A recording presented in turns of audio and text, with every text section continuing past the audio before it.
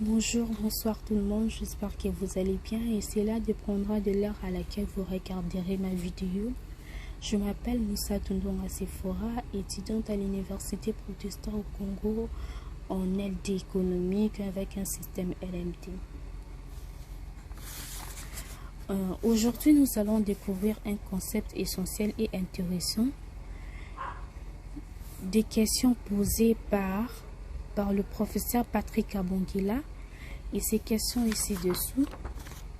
Parler de la contingence de la gestion des ressources humaines selon Jean Nizet et François Pichaud. Je vais commencer d'abord par vous parler de ces deux auteurs. Jean Nizet, né le 23 janvier 1947, est un sociologue belge, professeur émérite à l'université de Namur et à la faculté de politique économique et sociale de l'université catholique de Louvain. François Pichaud, docteur en sociologue et un professeur à l'université de Liège. Il anime dans de diverses universités belges et françaises des enseignements liés à la gestion des ressources humaines et à la théorie des organisations.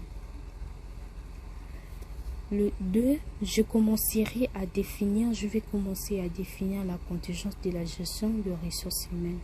La contingence de la gestion des ressources humaines est un part de raisonnement selon lequel l'efficacité d'un mode de gestion et d'organisation d'une firme dépend strictement du contexte d'environnement. Pourquoi la gestion de la ressource humaine est contingente?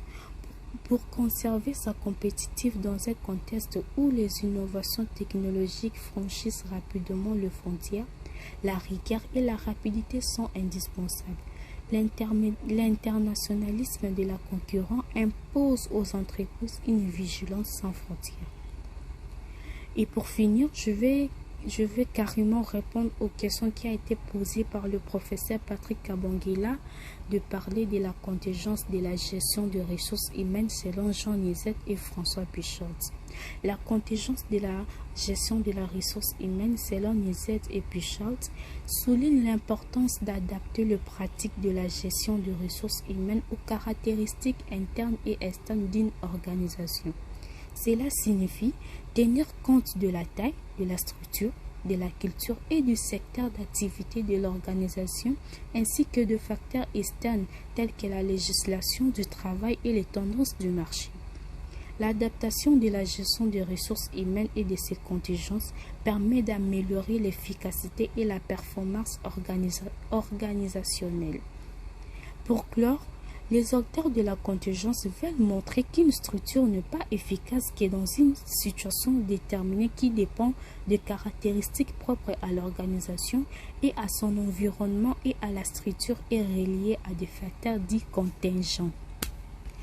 Merci beaucoup de m'avoir suivi. Merci beaucoup au professeur. J'espère que vous aimerez ma réponse et les TPF. Merci et je vous remercie.